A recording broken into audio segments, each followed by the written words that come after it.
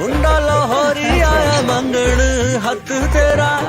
वैसे लड़का करता क्या है? आंटी जी करना क्या है, जमीनें जो है इतनी ज्यादा। इतनी ज्यादा? ना जी, इतनी ज्यादा। अम्मी जी लगा लिया ना दाग ज्यादा। ज्यादा दागों के लिए मेरा 10 वाला बोनस। बोनस? जी, 10 रुपए में सबसे ज्यादा पाउडर। बनाए झाग ज्यादा, निकाले दाग ज्यादा। खुश रखेगा इसे। कितना ज्यादा? सबसे। अस्सलाम वालेकुम नाज़रीन, एमबी न्यूज की हेडलाइंस के साथ मैं हूं राबील सैयद।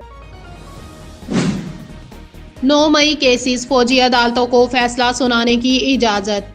मिलिट्री कोर्ट से 85 मुल्जिमान के फैसले सुप्रीम कोर्ट में जेर अल्तवा केस के फैसले से मशरूता होंगे 7 रुकनी आईनी बेंच।